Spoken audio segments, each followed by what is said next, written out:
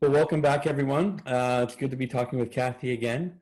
And Kathy and I were reflecting on the last time that we were talking about how social engagements are really important in terms of what was the window of In terms of staying in the window of tolerance. tolerance. That's Perfect. yeah, so that's that space where we can handle our disappointments, we can handle our frustrations, we can just manage and not lose it, not Right.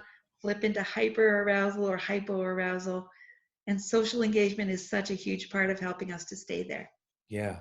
And I think the thought that we were both having is there are many who are like literally we're kind of under isolation orders. And if Yeah. there aren't other people living in our home, that is a difficult place to be at because you don't have that. So could you talk to that a little bit? Yeah. Um, We talked a lot about trauma last time and how trauma, especially in early childhood, can lead us to create a philosophy about the world in which we start to believe that nobody's going to be there for me. People are not safe. I'm not lovable. I'm rejectable. Nobody's going to be there for me. I just have to meet my own needs. I can't trust anybody. So that can be a filter through which we operate for most of our lives. Hmm. Um, and when you're in that situation, when you're in an unreliable household as a child, that's probably a pretty functional way of being, because relying on others is just too dangerous. Hmm. So it worked for you when you were a child, but when you're an adult now, it's probably not working for you anymore, right? Right. Right. So we were talking about um, you use the term active agent in terms of and I feel like sometimes there's the um it was hypoagitated, Hypo aroused. aroused. Yeah, hypoagitated would be great, just mildly agitated. Sorry. But hypo aroused where you're in the shell, and then hyper aroused, and some people think, well, I'm just hyper aroused, I'm just, but both of them are unhealthy places to be. And so when Right. somebody is by themselves in a home without those, um, the sense of active agency, right? Right. Right. So in both of those states, Paul, we talked about when you're either hyper aroused or hypo aroused. Those are not places where you necessarily will turn to other people to meet your needs. I see. Yeah. But but if we can recognize and notice what's happening with us, with our own bodies, and say, wow, I'm in that state. I need to reach out to somebody else, right? Because it's part of helping to regulate my own mental health. So if you can push through and say, I've got to call somebody, I really just need to talk this through, somebody that I know is going to be safe and non-judgmental to help me to get back into my window of tolerance, right? So I've been thinking about what might make that hard for people, and that's why I was reflecting on the how isolating yourself is a helpful way of coping in a bad situation. It's no longer working for you. If you Mhm. can recognize that you've got that filter, right, that kind of philosophy about the world, and recognize that it's not helpful now, push through, pick up the phone and call somebody. So some of the cognitions or the thoughts that might keep you from doing that are, well, if I call my friend Mary, she's going to think I'm weak because I have to reach out to her, or she's going to think I'm crazy for feeling the way I feel, or she's going to be too busy for me, or she's going to be like, we can come up with all kinds of reasons not to pick up the phone, and they may be true, but they might also be not true. And if you can push through and actually make the call and person on the other end says, well, I am kind of busy right now, but we could talk at 7 tonight. Mm. Or, no, you're not crazy for feeling that way. I'm feeling that way too. Or, any number of things. But it is a risk, but I think it's a risk worth taking. Pick up the phone and call somebody. I knew of a situation, two senior ladies who attended the same church, and they made a regular practice of just calling each other every day, checking in with each other. Are you still hanging in there? Are you still breathing? And that was like, and I don't think they were long conversations, but they were just incredibly helpful because they knew that the other person was thinking about them and holding them in their heart, right? Yeah, I love the idea of just like whatever, say a 10 a.m. call is, you just know that that's going to come, right? And just to Yes. even have that to look forward to, Yeah, know it's a that they'll, wonderful thing. yeah, knowing that there's somebody on the other end, right?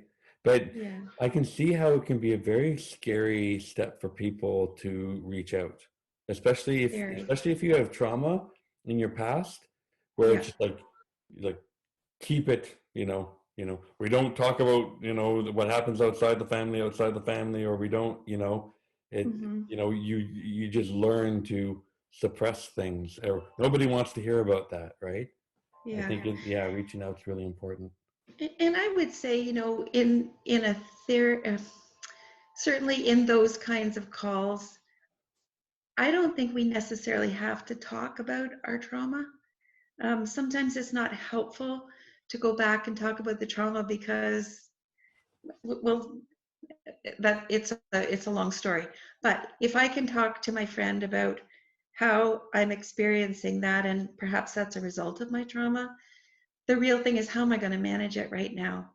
How can you help me to manage these feelings? I just need you to listen. I just need you to be safe. I just need to hear your voice. I just need you to tell me that it's going to be okay. We don't have to go back and revisit the story Yeah. necessarily. Oh, yeah, no, that's a really good point. And sometimes it's just great to talk about the the dumb episode of that TV show last night, right? Yeah, Just, for sure. as I was talking to some young adults the other day, and they were saying how, because like you can do like a Netflix watch party where you all watch Yeah, the same thing together. You can chat in the side. Sometimes they have a Zoom call happening at the same time, and yeah, just they're doing that like 3 times a week with their friends, of just a shared experience together. a And shared experience.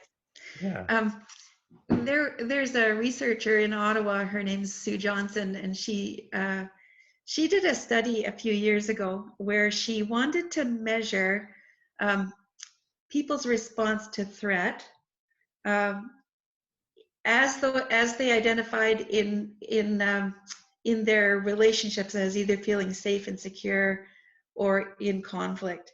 Yeah. So she electrodes. attached electrodes to the ankles of it was women who went through the MRI, and she had them hold the hand of their partner, and she measured their response to threat. So I think it was just a visual cue. An X would say you're going to get a tiny little electric shock within the next 20 seconds. And then she measured their brains and their response to the threat.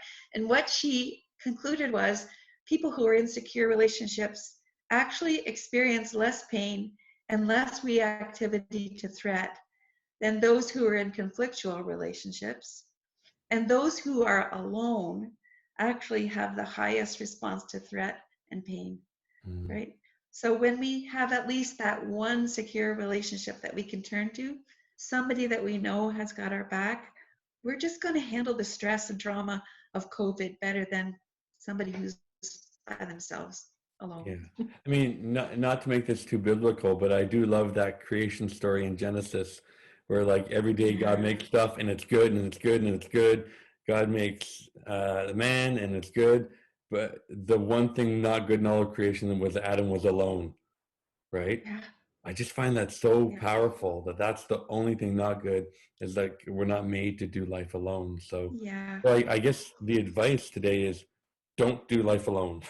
Don't do life alone. We are wired physiologically, emotionally, to be in connection with other people. Yeah. It's just, we need people. People who need people are the luckiest people in the world. There you go. There you go. And And we all need people. yeah, so I know there's a few things happening in the community right now that people can tie into. If people are interested, there's a pen pal program set up with seniors and teens Yeah. that is already active and going. And so you can have somebody to chat with in terms of over email. Uh, we are actually, the Westport Film Society is going to relaunch, Oh, and wow. is going to be having, like, we'll watch movies together, and might have a little, like, I don't know, like the show The Office or something, and people can vote in their favorite episodes, and watch 3 of them strung together, kind of thing, and just chat, and just a place for people to connect. And so there'll be some things going on, but yeah, I think it may it it may be a really worthwhile, courageous step to just take that chance to try something, right? Right, right. Awesome. Well, thank you, Kathy. And so, kind of, any final thoughts? Uh, don't be afraid to pick up the phone. And you might want to start, if it's really hard for you to call a friend, maybe start by calling a helpline, right? Mm, Take the risk, because you know that that's going to be safe. As we talked about in our first recording, Paul, the people on the other end of the line are safe, non-judgmental people. Maybe that is the place to start. So it sets you up for success. And yeah, maybe that will give you the courage to call your neighbor down the street. Because my belief is that all of us, every one of us, are lovable. yeah, Right? absolutely. And sometimes we just need to find that person who will reflect that back to us. um, and that's a place to start. That's great. So if anyone has any questions, westportasks@gmail.com, and there'll be those helpline numbers coming up afterwards, and also in the description of the video below. And feel free to reach out. It may be scary to make a call either to a helpline or to somebody to see if they want to chat every so often. But I think the scarier thing might be, facing another day doing this alone. You don't need to do this alone. There's always someone you can talk to. And if you don't have anyone else you can talk to, give me a call. Call the church, and my cell phone number is on on the voicemail, and Kathy's contact info is there as well. So thank you so much, and we will see you soon. You're welcome. Bye.